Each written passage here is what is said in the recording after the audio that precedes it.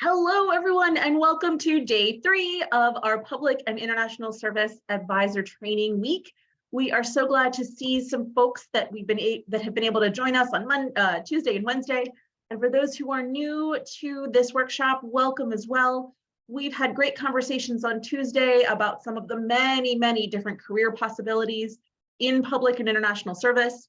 Yesterday, we talked about the different kinds of graduate school programs that might be a fit for your students, and some ways to help them figure out some of the differences and what path might make sense for them. And I'm really excited for this conversation today about empowering students to tell their stories in applications to grad schools and for employers and for fellowship programs. We have a great lineup, so I want to get to them after a tiny bit of housekeeping. My name is Carmen Mazzara, and I serve as Executive Director of APSIA. We are the Association of Professional Schools of International Affairs. So we're the community for graduate schools worldwide that have that focus on international affairs and policy matters. As part of that, we are the host of the Public and International Service Advisor Network, into which we're so glad to welcome all of you, that's trying to help you be champions for these issues on your campus and hopefully make life a little easier as you go into that role. Please don't forget to join us tomorrow on Friday, March 10th, for a session much more about what APSIA is and does, what PISA is and does, and how we can be of service to you. This session is being recorded and will live on the APSIA YouTube page along with the recordings from Tuesday and Wednesday. So if you missed any of that or want to revisit it, please check it out there. And much like with this conversation, if you want it as a reference point, it will be there for you going forward. So with that, I'm very excited to turn the floor over to a PISA advisor to lead this conversation. And Amy, if you please, take it away. Hello, my name is Ami Tain. I am with Boise State University. I am one of our advisors in the Center for Global Engagement. In particular, my specialty is working with faculty to develop undergraduate short-term faculty-led programming to develop programs that take students abroad. One of the other hats that I wear is helping students locate scholarship funding for their study abroad program. So this in particular is very interesting to me and a subject that is dear to my heart, because I always am trying to get students to be authentic in their own storytelling and the way that they present themselves. So I'm very excited to be moderating this particular session today. So we do have some wonderful speakers. I'll give some brief introductions here. So we have 3 speakers with us today. We have Shaima Ahmad, and please correct me if I am mispronouncing names. I really am trying to get them correct. I apologize if I don't. Shaima Ahmad, who's the Managing Director for the Conference on Asian Pacific American Leadership. We have Tai Davis, who's the Senior Manager of Human Resources and Talent Acquisition, National Endowment for Democracy. And then we have Rodrigue Lembvem, Assistant Director for Admissions and Aid at Harvard University Kennedy School of Government. And I'm going to be presenting some questions to them, and then I will also be monitoring the chat. So if you guys have questions, please feel free to type them up in the chat, and I'll be monitoring that and presenting them to our speakers here. And then likewise, I have some questions to sort of get the ball rolling. And then I do encourage everybody to please type in their questions, and then turn on your cameras if you'd like, mute your mics. If you have any questions, like I said, continue on. All right. So if you guys would like to introduce yourselves further, if you'd like to have, if you have anything else to add to your introductions, please feel free to do so. If not, I can move on with the first topic of discussion. All right. So our first topic of discussion, and one that I find particularly interesting, is what intangible traits do you look for? So resilience, persuasion, leadership, emotional intelligence, when you are looking at applications for and looking at student stories and looking at the way that they construct their particular when they're telling a story. What traits do you look for, and how do you like to see those traits explained on a resume or an application? Shaima, do you want to go first? Sure. Yeah. So thank you for having me here. I'm glad to join you all. So intangible traits, I think, we have the list of the typical ones, but things that really stand out to me is, students who are able to take initiative.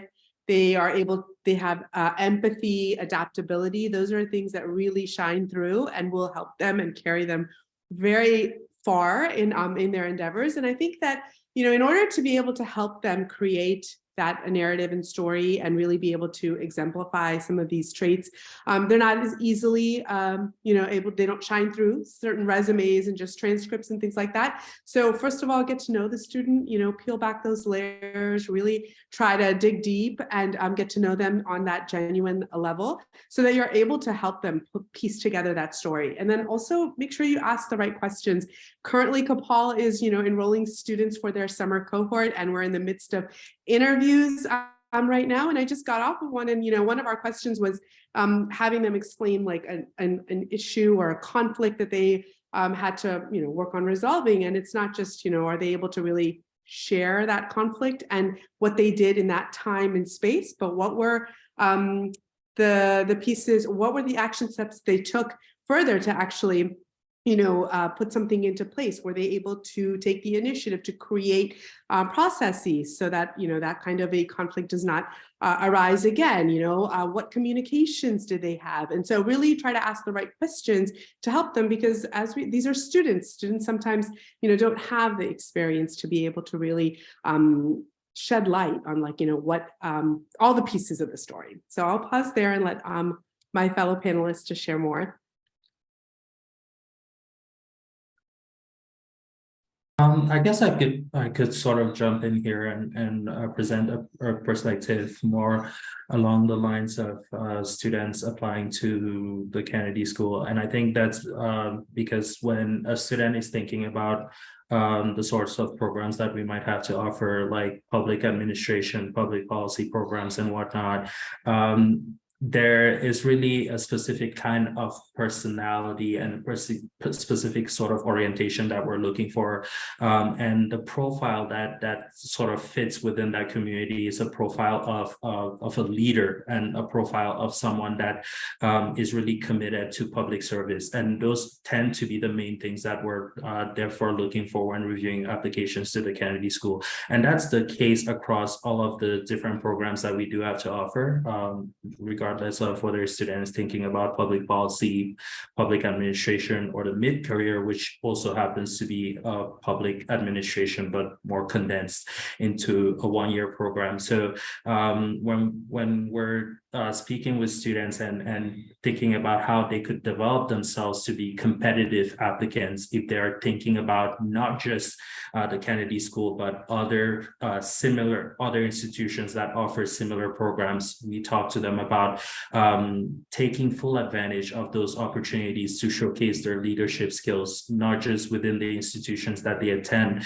but within their communities in general. And that can be, how do you leverage the opportunities within your undergraduate environment? That could be through student organizations. How can you display your leadership skills within that environment? How can you do so within your broader community? Maybe you're not in school, you're at home for the summer. It could be through some of the organizations that you have in your local community. It could be through your church community. I mean, every day in your everyday life, there are lots of opportunities to present leadership skills, and recognizing that leadership is not always in the title. You don't always have to lead from the front. That could sometimes just mean that you're that person that is able to harness the energies of a group to work towards a shared mission. So how are you displaying those things, and how are you articulating them in an application? So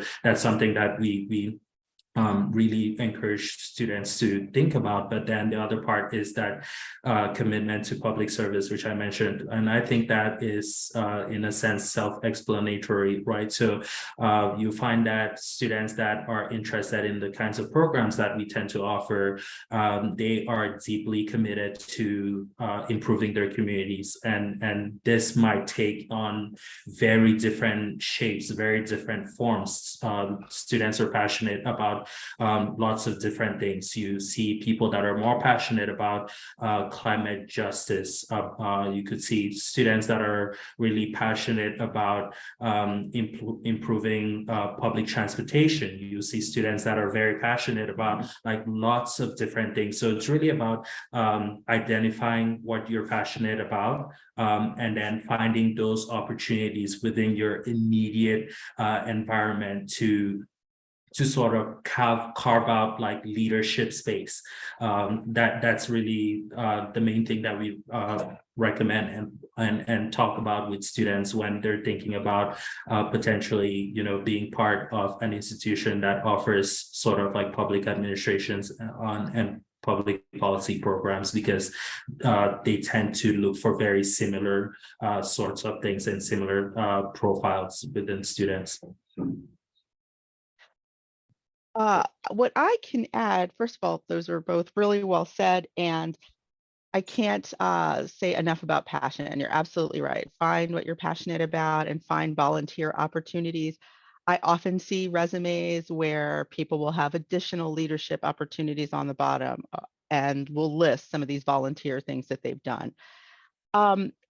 We're also looking for folks that are self-aware, obviously resilient, and can take direction. And so that's a little bit more challenging to get through in an application, but similar to the advice about looking for your passion and finding opportunities within that, you can tell sort of a story. Like if in your cover letter, we're an organization that reads cover letters. I previously worked at a very large staffing firm, and there was we did not read the cover letters because there just wasn't the time. It was about volume. Here at the NED, the National Endowment for Democracy, it's all very, very important. So do take your time and craft a story and try to include all of the ways that you've done that. The other thing I would say is to really think about the organization and what its mission is and how that relates to you, but also how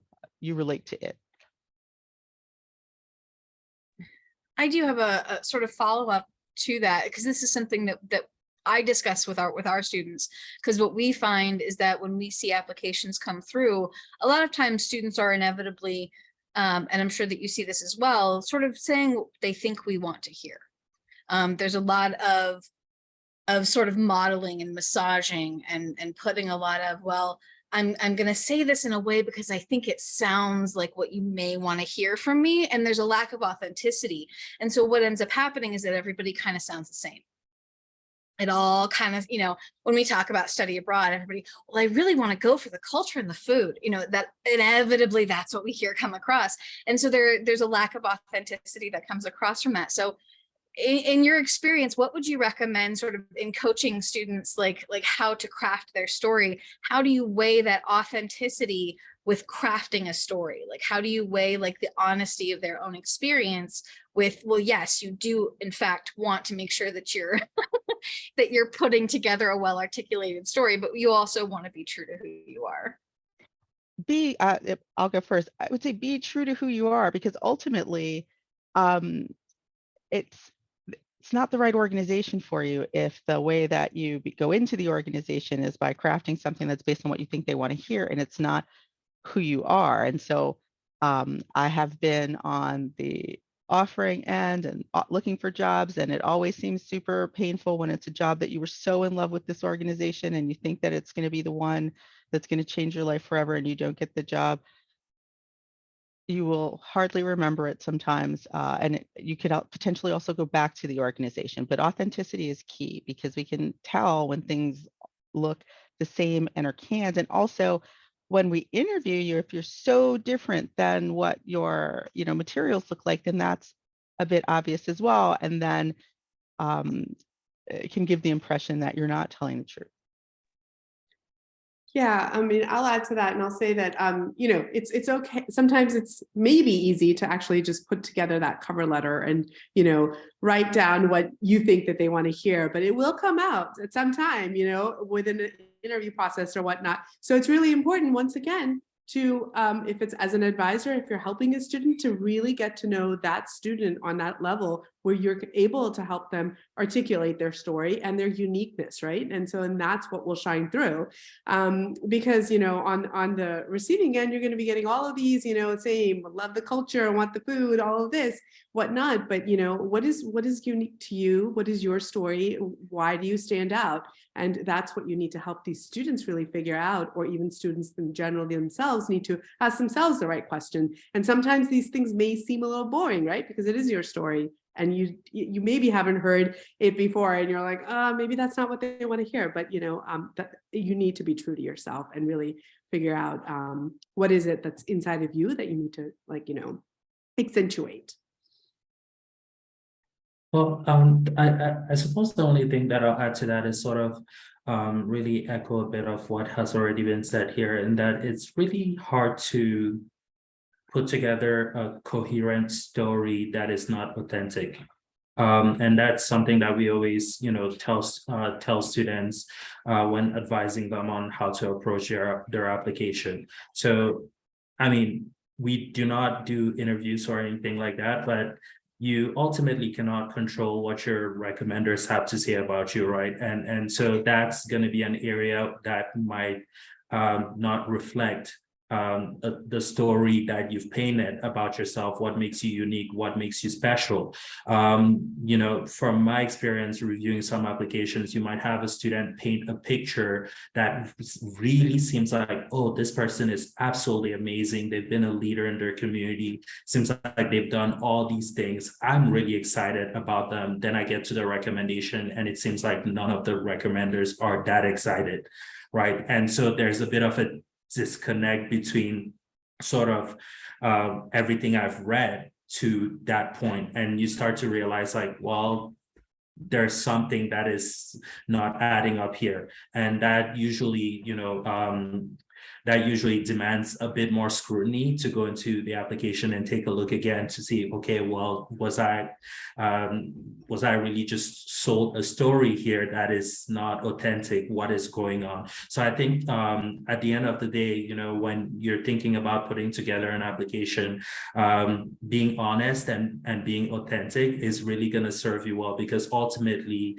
your story is going to be congruent across the entirety of it. And that includes whether it's an institution that does interviews, you will come off as that same person as you did on paper. Whether it's in those recommendations, you'll come off as that same person. And when you try to be when you are inauthentic, it's ultimately going to show somewhere. That's not to say that students don't sometimes get away with it, but I'm not sure that that's a game you want to play, because ultimately you usually will not be best served by that strategy. Thank you. Okay. Don't see any questions coming from our folks yet. Again, just a reminder, if you do have any questions, please feel free to dump those in the chat. So we will move on with our suggested questions here.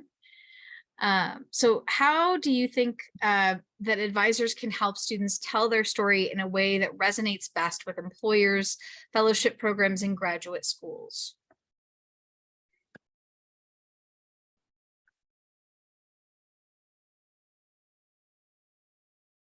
Tai, let's start with you this time. Sure. I think I'm trying to think of something other than what we've just said, right? Because when it comes back to it, I think, how do you do it? It's by being authentic, finding something that you're passionate about so that you can showcase some of those skills.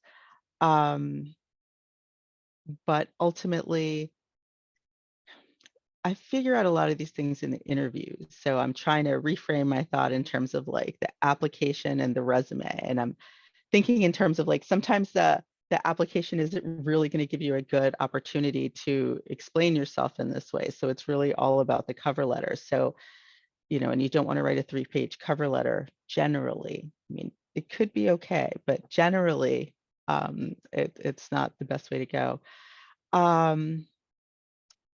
So that's all I can say at this point is really just, you know, sort of being authentic, and that's it. If I think of something else, I will certainly chime in. Well, I can chime in a bit there, and you know, I think one of the things that we normally talk about with advisors is that the best thing or the best advice you can give a student is to sort of reflect on what their experiences have been so far, right? I think every institution is, or most institutions are a bit different in terms of their personalities, and ultimately you want to find the best fit, right? And so that means you need to know who you are in order to be able to get a sense of if you are going to be a good fit within those institutions that you're thinking about applying to. So to begin the process, we typically say encourage students, you know, tell advisors you can encourage your students to deeply reflect and gain an understanding of themselves, their goals, their motivations. And this can be done through just you know, reflection, but also through like there are assessments out there that can typically help students start to understand more about the things that they're passionate about, understand more about themselves and whatnot. Some students are just better than others at like self-reflecting without needing some of those tools. So whatever a student is at, you know, I'm sure there's something out there or a tool that can help them get to that point. And so once you come to a point where you think you have a good understanding of who you are and what your goals are, I think it really becomes about being able to sort of compile a compelling narrative.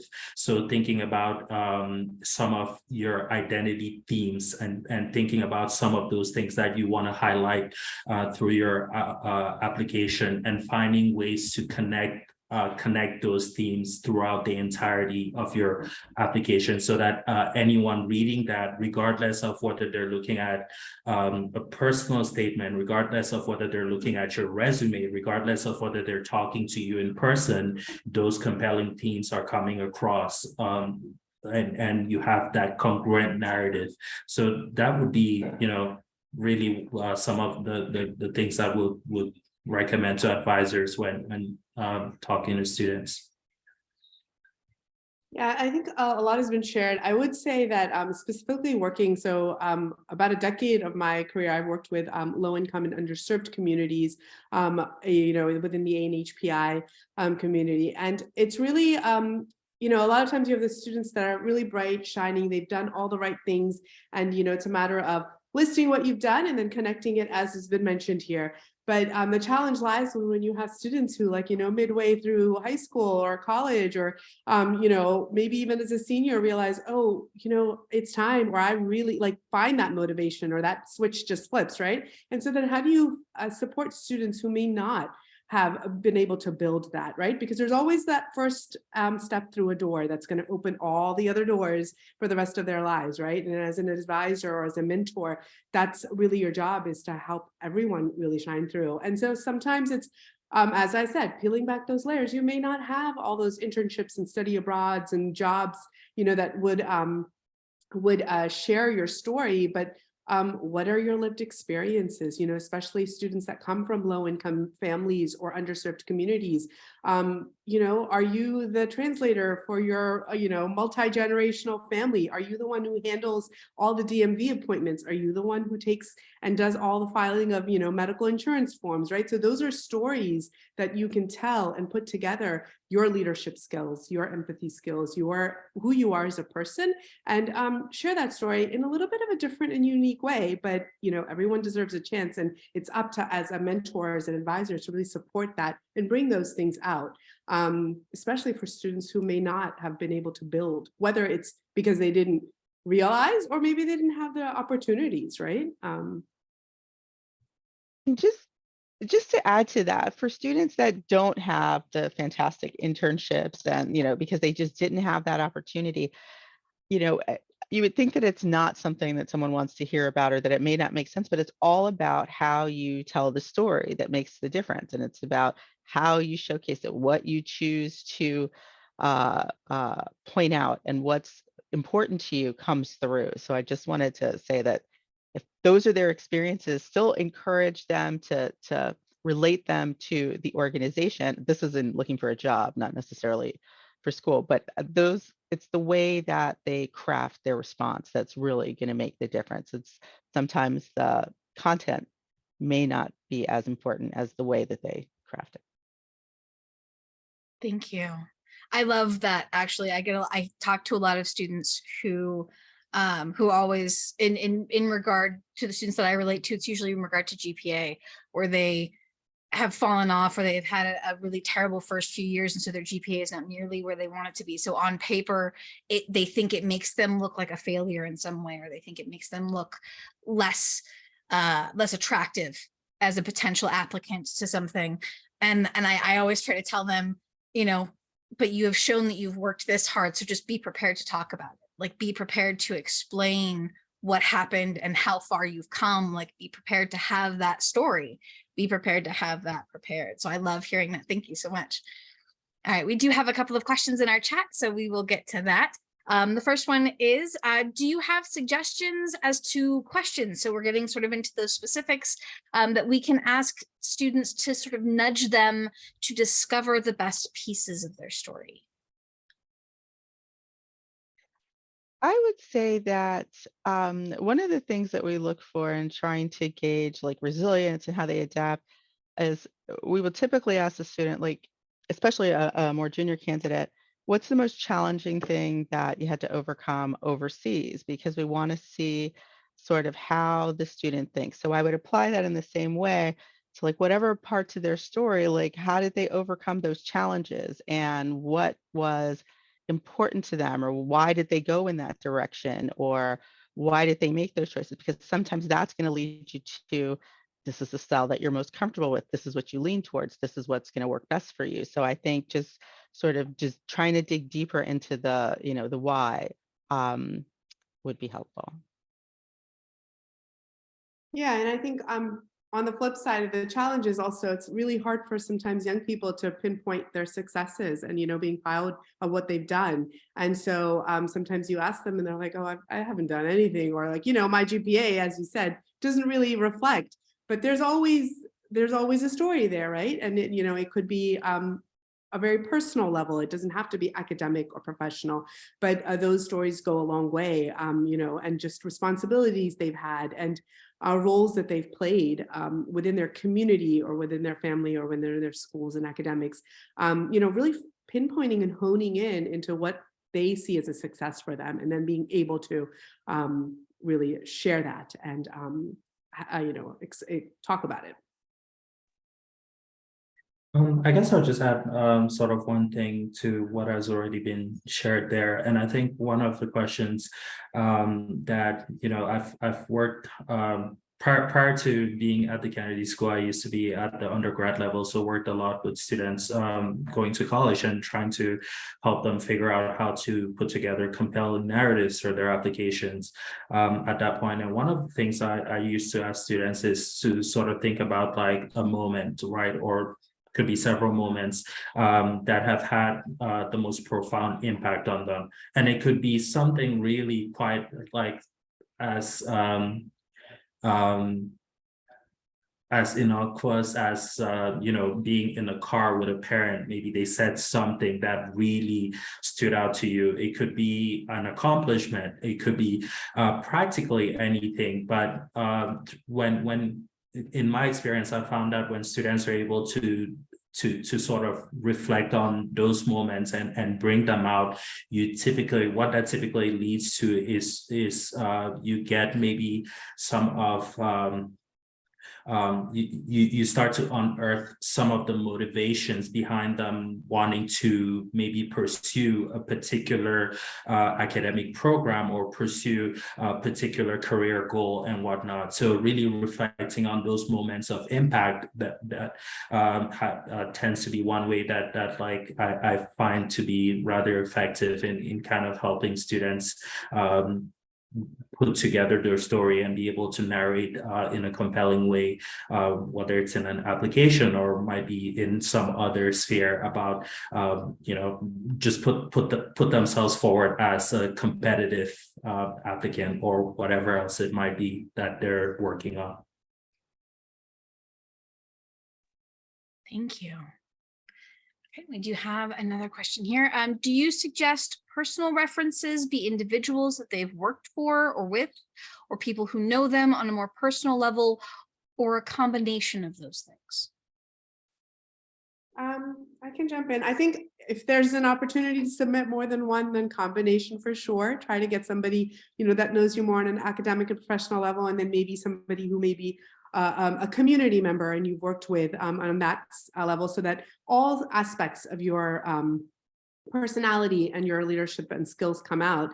I would say that whoever you choose, it's really important to also guide students through the correct etiquette of, requesting for a resume, for a recommendation, because it's you need to like really reiterate that sometimes, not only that, giving the right time and all of that, but also having them share a little bit about themselves, because a lot of times, this professor or this person who's worked with you maybe 2 years ago has a really great understanding of who you are, but it's not something that's top of mind. So really bullet point things that you want for them to be able to reflect more on you and remind them of things. And obviously they're going to put together that letter, and it's going to be from them and their perspective, but honing in on what is it that you would like for them to accentuate, what matters in order for this recommendation goes a long way, and it helps. And as a person who's done a lot of recommendation letters, it really helps when a student comes through with all of that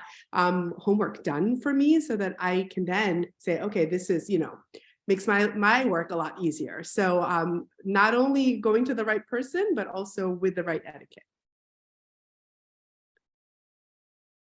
That's an amazing point. I think that you should definitely remind them to follow proper etiquette. And I love the idea of following up with something to remind the person of who you are. If it's a professor or someone that you might not know very well.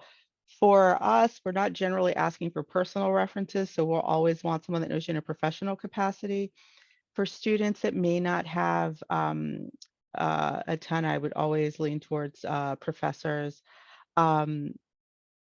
But in terms of, if they do have some experiences, I'm always looking for a supervisory reference. And to us, when you don't list the supervisor, I sometimes think like, what happened there? Why wouldn't you list your boss? That sort of thing. So when possible, you should list your supervisor. Most organizations are going to be supportive of not reaching out to your current boss before you have resigned or whatever the case may be, but they can also just make sure to make a point about that if they're nervous.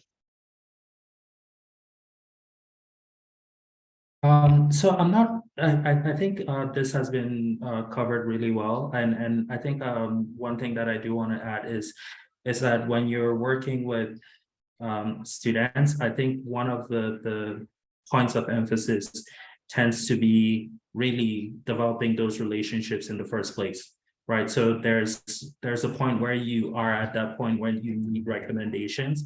And at that point, you have to work with what you have. You might have already developed some of those relationships that are able to provide you stellar recommendations, or you might be struggling to even find who those people will be that will provide you recommendations. I think one of the things that always blows my mind when I'm reviewing applications is finding recommendations that don't have good things to say about an applicant, because I just assume that all recommendations are going to be positive, and you're going to be more or less trying to find who's more enthusiastic about the person they're recommending than not. So I really get shocked when you run into those letters that actually aren't positive. And so one of the things that usually tell students then to focus on is developing those relationships to make sure that, you know, down the line, regardless of what they're looking to do, they have people in their corner that will provide them recommendations, people that know them well. So whether that's on a college campus, you know,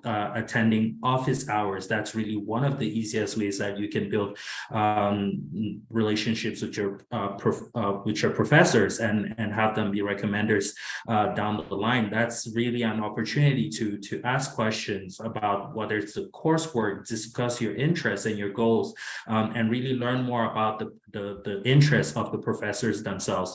Participating in the classroom is also a really good way to sort of build those relationships, whether it's asking thoughtful questions, being engaged actively in the classroom, or really offering insightful comments. Those tend to draw out those good graces, if you will, and draw out those positive and strong letters of recommendations down the line. Really seeking those research internship opportunities, as well as opportunities to be involved within campus organizations, will usually end up netting you some of those relationships that could really come in handy down the line. And one thing that I'll add there is the importance of keeping in touch. You know, once you're done with a class, once you're done with a research opportunity that you were involved in, once once you're done with an organization, you know, maybe you moved on to something else, it's really important to keep in touch, you know, find out what some of those people are up to, what they're now doing, and also share updates about what you yourself are doing, and as it relates to the interests that you shared with them, so that when it comes time to getting those recommendations, and I should say that the point of those relationships is not that down the line you get a recommendation, right? I just think it's a good idea in general, whether it's for your career prospects, because you can have people sort of like help you navigate that landscape. It could be for recommendations, it could be for a lot of things. Those could really come in handy. But down the line, when you need recommendations, then it's easy to go to people that are excited to write recommendations for you. You don't have to think about, oh, what are they going to say about me? Is this going to be positive? You don't have to struggle even finding those 3 recommenders to begin with for, you know, let's just say, whatever you're doing, they require 3 recommendations, just made up an arbitrary number in that case. Thank you. We do have a little bit time for a couple of more questions. Do we have any more questions from our folks in our chat here? Feel free to raise your hand. You can unmute yourself and ask a question if you do have one. If not, I do see a really interesting one here in our list of suggested questions that I will go ahead with.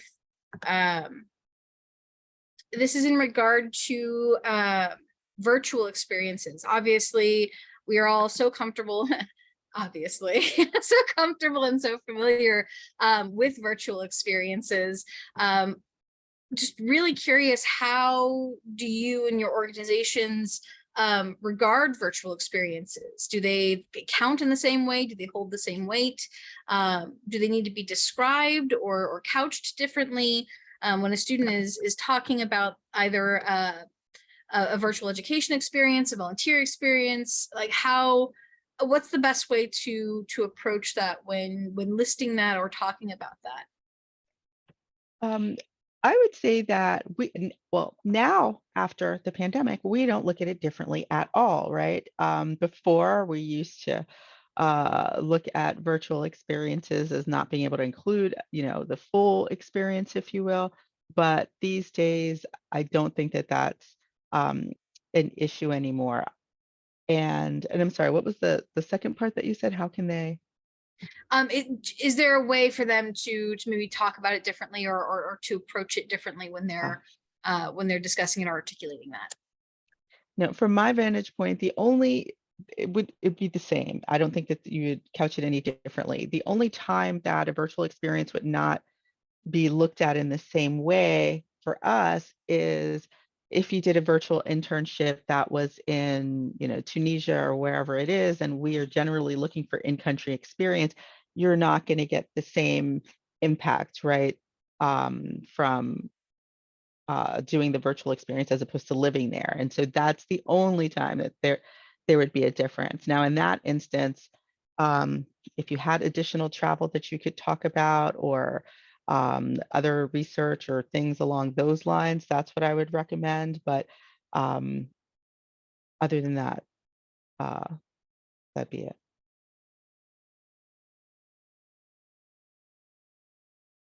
For us as an organization, after, post-pandemic, virtual is, obviously it holds the same weight. Most of our internships, so as an organization, we provide public service internship and professional development opportunities for students. And so I would say still majority are virtual because supervisors have not yet wanted to come back into the office. So it doesn't make sense for students to go into the office if your supervisor isn't there. So for the most part, everything is still going. Now we're trying to get students back into in-person to get that holistic experience. For us, yes, I think it's also really important to be mindful, coming from the student's perspective, that it has been very uncertain and they have dealt with very unprecedented times.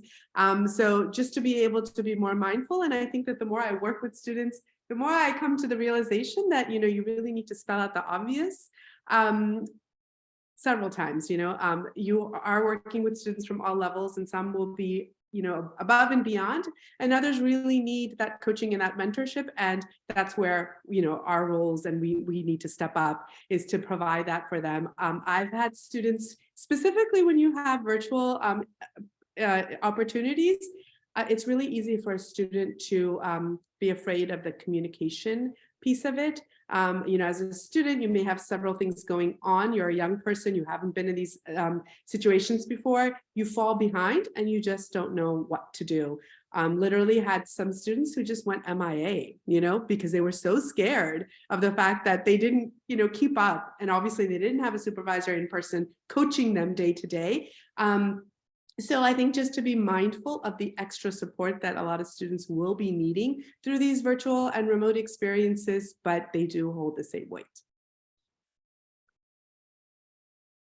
I suppose one thing to add to that is, the way I see it, and this is a bit reflective of our philosophy as an institution as well, is that it would be somewhat hypocritical of us to not view those experiences or weigh them the same, those virtual experiences as in-person experiences, just because, the pandemic has sort of really shifted how we work, how we play, and really lots of things about our lives in general. I myself, I get to work a hybrid schedule.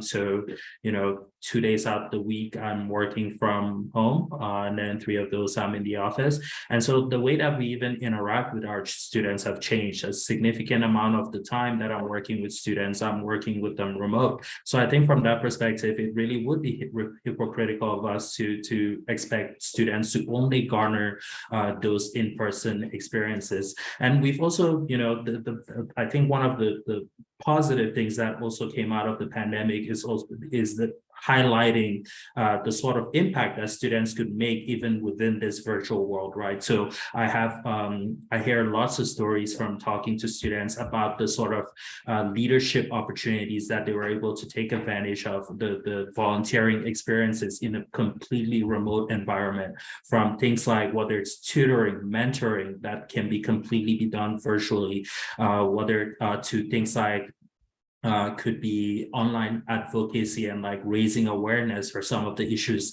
that they might be passionate about, and building organizations in a completely virtual space.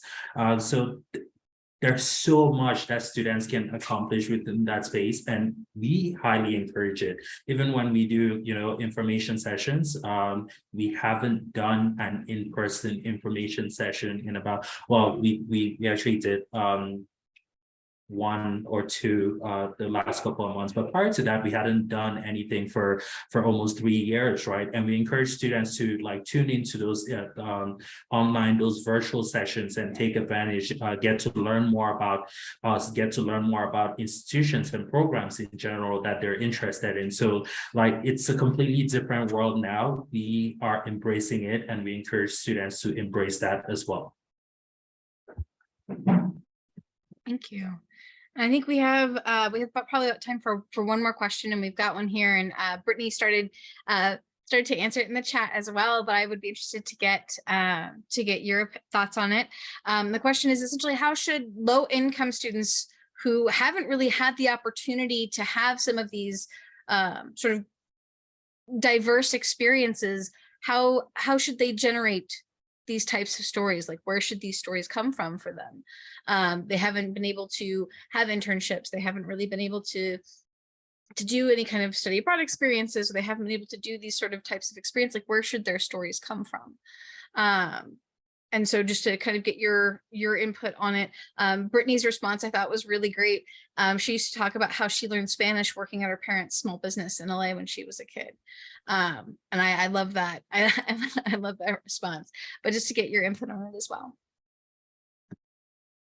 Yeah, I can start there. As I mentioned before, I've worked specifically in that as a role as supporting first gen and low-income students. And I think, once again, crafting your story, it comes from those lived experiences.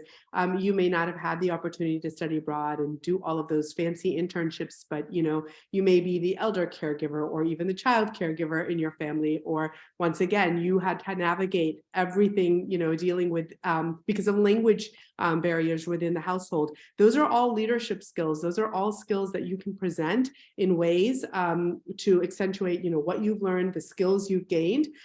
Through all of those tasks and those lived experiences, even service sector jobs, right? There's so much that can be learned and so many skills that can be built with service sector jobs, and that's what you may be doing as a student who doesn't have the opportunity or the resources to go to have some of these other internship opportunities. So there is a lot. It's, once again, really getting to know that person and their story and figuring out how those experiences built them, what skills they gained, and what they're going to carry forward through those experiences.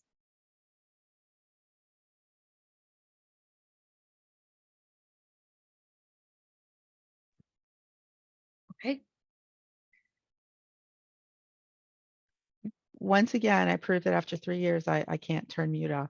But what I was going to say is, or what I was trying to say is that some of the service level opportunities,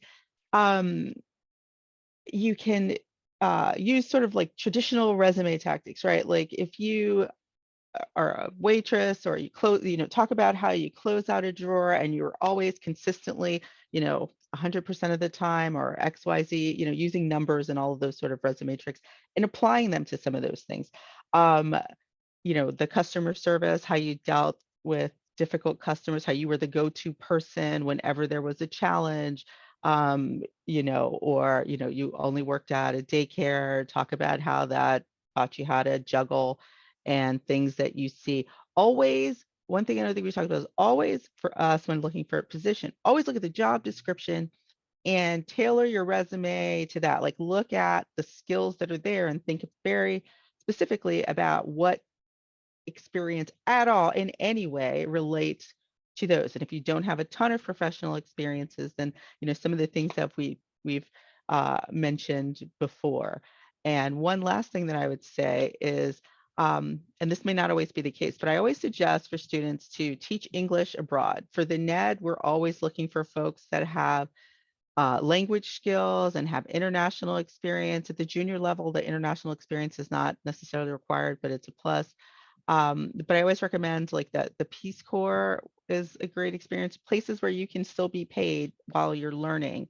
And so like teaching English, and if your interest is in a particular region, then try and find an organization in that region, because while there will be some skills that you gain from teaching English, like say in Japan, if you're applying for a job with regard to Eurasia or Africa, it's not necessarily the same region. I mean, it's definitely not the same region, but the applicable skills will still come through. I guess I do have a little bit to add to that, in the sense that, and this was mentioned earlier in the conversation, that sometimes like the way you craft your story is really more important than maybe the opportunities that you've had and taken advantage of. And I'd like to share the story of one of our applicants, probably my favorite story that I read during this application cycle. But basically, the student, was in a low-income single parent household and ended up homeless after college. So during college, they had financial struggles that really, constantly top of the mind, and really weren't focused academically, did not get good grades. And after college, they ended up homeless, sleeping in their own car. And they had the opportunity to get a mentor, but the mentor was, well, they lived in Michigan. The mentor was in California. They got in their car and drove to California just for that opportunity to be mentored by someone. This was not a paid opportunity or anything. And from that sort of mentorship, ultimately, they now work at Google. And the job that they have isn't necessarily even tied to like this commitment to public service, but that has crafted their narrative now of wanting to be successful, to show, because during their time as a homeless person, they spent in the streets along with other kids as well that did not have any opportunity. So now the story for them is, I want to succeed, to show those children that, with hard work and determination, they can get there too. So it's not a story where they didn't have lots of opportunities, and they certainly didn't have the grades. They didn't have much to show within that application. But I think their character and the narrative that they were able to craft that really highlighted their determination, the character, adaptability, is ultimately what's shown through there. So all of that is to say that ultimately, and this is to just repeat what was already shared before, that the power of the narrative is really, really strong. And sometimes it overcomes the opportunities that you may or may not have had. Thank you all so much. And I actually, thank you, Rodrigue. That was a wonderful note to end that. That was perfect. That was a wonderful note to end the session on. I want to thank our speakers so much. It really has been a wonderful session. I personally have loved hearing all of it. It's been enlightening for me, and it's been wonderful to hear from all of you. So thank you so much for your time. And thank you everybody who has joined us for the session today. And thank you to Carmen and Brittany for allowing me the opportunity to moderate this session here. I do want to take just a moment to invite everybody to make sure that you return for Friday's session to talk about what APSIA and the APSIA network can do for you, give you a little bit more information on what this network does and opportunities that it could offer for you and for your students. And then I would like to ask that you complete a brief Zoom evaluation poll to kind of just let us know how we did. And if you have any questions, please let us know. And thank you again. Thank you so much for joining us today.